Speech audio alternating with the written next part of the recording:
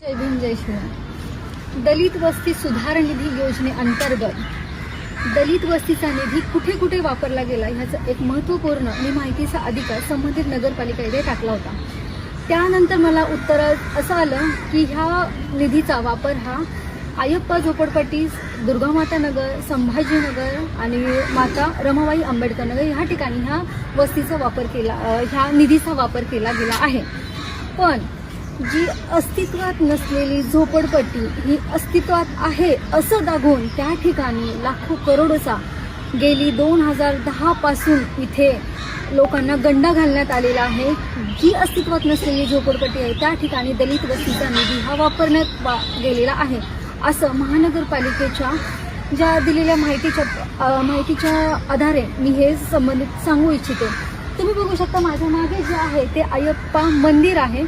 ह्या साईडला बघू शकता की हे जे आहे ते रमाबाई आंबेडकर नगर आहे आणि त्याचबरोबर तुम्ही उजव्या साईडला बघा की हे जे आहे हे संभाजीनगर आहे।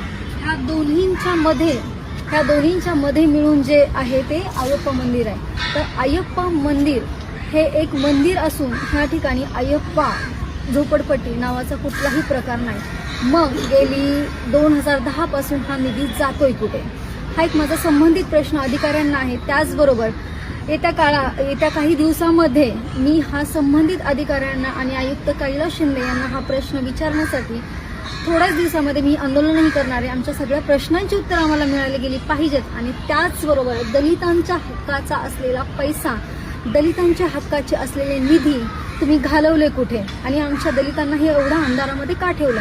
ह्या ठिकाणी बघू शकता ह्या तिन्ही झोपडपट्टी ज्या आहेत, दुर्गामाता नगर असेल, संभाजीनगर असेल, माता रमाबाई आंबेडकर नगर असेल, या ठिकाणी कुठल्याही पद्धतीची आरोग्याची सोय नाही, ना शिक्षणाची सोय नाही, ना अंगणवाड्यांची सोय नाही।